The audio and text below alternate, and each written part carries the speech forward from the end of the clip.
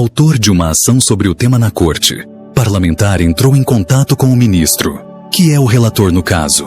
No fim de semana, Paulinho da Força pede que Nunes Marques suspenda a tramitação de PEC anti-STF, autor de uma ação para que o Supremo Tribunal Federal, STF, suspenda a tramitação da proposta de emenda constitucional, PEC, que permite ao Congresso revogar decisões da Corte. O deputado Paulinho da Força, Solidariedade SP, conversou com o ministro Cássio Nunes Marques, do STF, sobre a proposta. O magistrado é o relator da ação. Segundo apurou o valor, Paulinho fez um telefonema a Nunes Marques, nesse domingo, 13, para apresentar argumentos que contribuam para que o ministro suspenda a tramitação do projeto. Na semana passada, a Comissão de Constituição e Justiça, CCJ, da Câmara aprovou a PEC. Com o apoio de 38 deputados, 12 parlamentares votaram contra. O texto faz parte de um pacote de medidas do Legislativo que visa alterar o funcionamento e limitar os poderes da Corte. Com o aval do principal colegiado da Casa, o texto foi encaminhado para apreciação de uma comissão especial, que ainda precisará ser criada pelo presidente da Câmara, Arthur Lira. PPAL. Aliados, Lira já sinalizou que não há pressa para a instalação da comissão especial, apesar de a oposição do governo, Lula, pressionar pelo avanço do tema. Além das críticas ao texto feitas por juristas e especialistas, a indisposição reflete o desejo do alagoano em restabelecer a normalidade das relações entre legislativo e judiciário. Uma crise entre esses poderes ganhou força após o ministro Flávio Dino, do STF, ter suspendido o pagamento de emendas parlamentares. De acordo com fontes, Paulinho da Força teria alertado Nunes Marques sobre os riscos de a matéria avançar mesmo. Lira indicando que o tema não deve ter novos capítulos neste ano. O texto pode voltar a ganhar ritmo de tramitação. Por exemplo, se novas decisões da Corte irritarem os congressistas. A votação de um pacote de medidas que buscam limitar os poderes da Corte ocorreu na semana passada na CCJ e foi considerada uma retaliação a determinações dos magistrados, que tinham o parlamento como principal alvo. Na semana passada, a Comissão de Constituição e Justiça, CCJ, do Brasil deliberou sobre um pacote de medidas que visam restringir os poderes do sistema judiciário, especialmente da Corte Suprema. Este movimento, amplamente visto como uma retaliação a decisões judiciais que impactaram diretamente o parlamento, levanta questões cruciais sobre a separação de poderes e a integridade do Estado democrático. O cenário político atual é marcado por uma crescente tensão entre os poderes executivo, legislativo e judiciário, onde cada um tenta afirmar sua autonomia e relevância no processo de governança. A votação na CCJ não ocorreu em um vácuo político. Pelo contrário, foi o culminar de uma série de decisões judiciais que provocaram descontentamento entre parlamentares. Nos últimos meses, a Corte, em várias ocasiões, tomou decisões que afetaram diretamente a atuação e os direitos do Legislativo, levando muitos a ver essas ações como uma invasão de competência. A retórica utilizada por membros do Parlamento, ao justificar a necessidade de limitar os poderes da Corte, reflete um sentimento de que a judicialização da política está ultrapassando os limites aceitáveis. Essa situação cria um ciclo vicioso de ataques e retaliações, onde o diálogo e a colaboração entre os poderes se tornam cada vez mais raros. A proposta de limitar os poderes da Corte, portanto, não é apenas uma questão jurídica, mas um reflexo da luta política que permeia o país. A sensação de que o judiciário estaria atuando de forma excessiva, interferindo em decisões que deveriam ser prerrogativas do Legislativo, gerou um clima de animosidade que culminou na votação do pacote. O que se observa é uma tentativa clara de restaurar a ordem dentro da estrutura de poderes, mas a que custo? A erosão da independência judicial pode trazer consequências imprevisíveis para a democracia brasileira. A aprovação de medidas que visam restringir os poderes da Corte levanta um debate profundo sobre a saúde da democracia no Brasil. A independência do judiciário é um dos pilares que sustentam o Estado de Direito. E qualquer tentativa de minar essa independência pode resultar em graves consequências. Historicamente, países que experimentaram uma erosão do poder judiciário frequentemente enfrentaram crises políticas e sociais. O Brasil, que já passou por períodos de autoritarismo, deve estar atento a esses sinais. Além disso, a limitação dos poderes da Corte pode levar a um aumento da polarização política, criando um ambiente onde as disputas entre os poderes se intensificam. Nesse cenário, o judiciário pode ser visto como um adversário, ao invés de um árbitro imparcial, o que pode prejudicar a confiança pública nas instituições. A falta de um sistema judiciário robusto e independente pode resultar em um aumento da impunidade e na fragilização de direitos civis, um retrocesso que a sociedade brasileira não pode se permitir. A reação à votação do pacote de medidas não se fez esperar. Organizações da sociedade civil, juristas e acadêmicos se manifestaram contra o que consideram uma tentativa de cercear a independência do judiciário. Para muitos, a ação da CCJ representa não apenas um ataque à autonomia da Corte, mas também um risco à própria democracia. O debate público se intensificou, com especialistas ressaltando a importância de um judiciário forte e independente para a proteção dos direitos fundamentais e a manutenção da ordem democrática.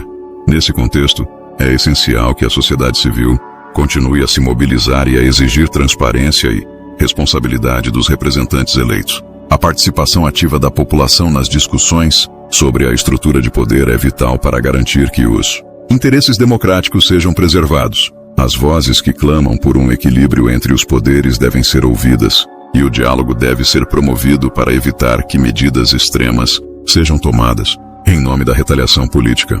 A votação do pacote de medidas na CCJ é um indicativo claro das tensões políticas que permeiam o Brasil atualmente. O que se espera é que, em vez de uma escalada de conflitos, haja um esforço para restaurar o diálogo e a colaboração entre os poderes. O fortalecimento das instituições democráticas deve ser a prioridade de todos os envolvidos, e isso só pode ser alcançado por meio de um compromisso com a transparência, a justiça e o respeito às decisões judiciais.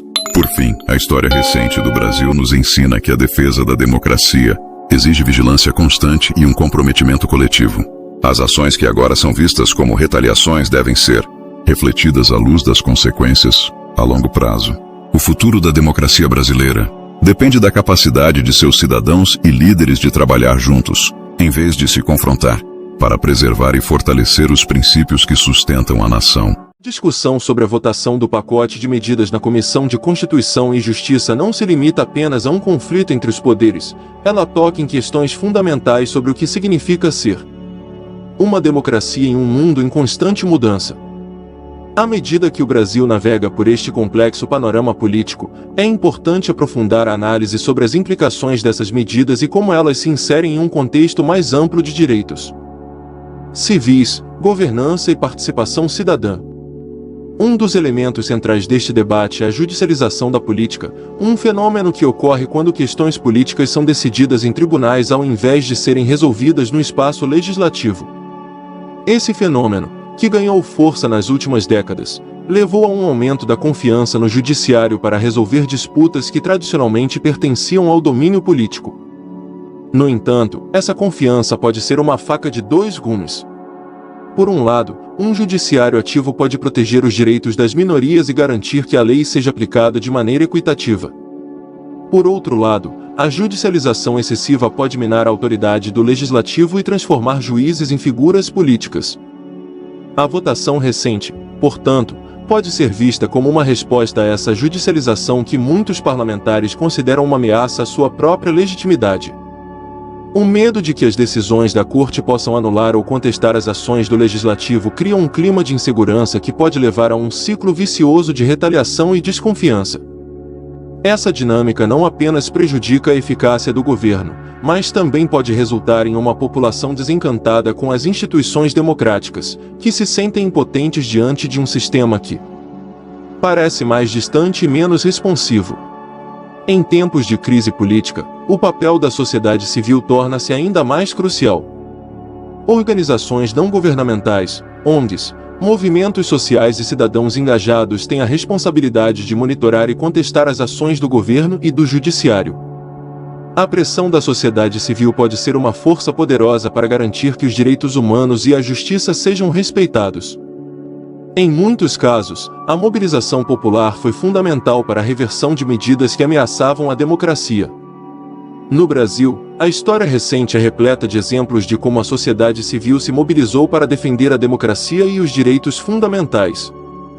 Desde protestos contra o impeachment de Dilma Rousseff até campanhas em defesa do direito à manifestação, as vozes da população têm sido um contrapeso necessário ao poder político.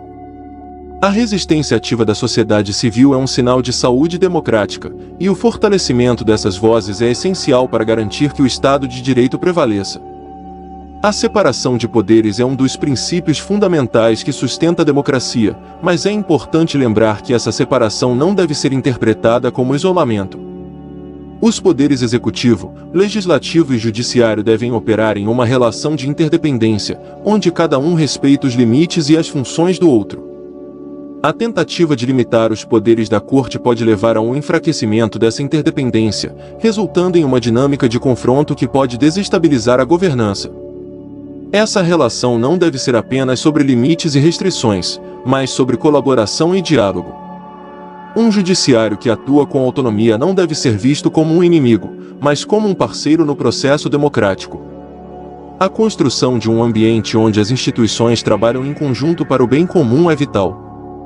Portanto, ao invés de promover medidas que visam restringir a atuação da Corte, seria mais produtivo buscar mecanismos que promovam a cooperação e a construção de consensos. À medida que o Brasil avança neste cenário tumultuado, o futuro da democracia depende de uma série de fatores interligados. A capacidade dos líderes políticos de fomentar um ambiente de diálogo e respeito mútuo entre os poderes será fundamental para a estabilidade. Além disso, o engajamento da sociedade civil e a mobilização popular são essenciais para garantir que os direitos democráticos sejam protegidos. Os desafios são significativos, mas a história do Brasil demonstra que, quando os cidadãos se mobilizam e exigem responsabilidade de seus representantes, mudanças significativas podem ocorrer. A luta pela democracia é um processo contínuo e dinâmico, que requer vigilância constante. Por fim, a aprovação do pacote de medidas que buscam limitar os poderes da Corte não deve ser vista apenas como um evento isolado, mas como parte de uma narrativa maior sobre o papel das instituições, a importância da participação cidadã e os desafios que a democracia enfrenta no século XXI. O Brasil, com toda a sua diversidade e complexidade, está em um ponto crítico. O que se espera é que, ao invés de se dividir, a sociedade encontre formas de unir forças para garantir que a democracia, com todas as suas falhas e virtudes, continue a ser um valor fundamental na vida política do país. Se você achou este conteúdo valioso, deixe seu like, compartilhe suas opiniões nos comentários e inscreva-se no canal para não perder mais vídeos como este. Até a próxima!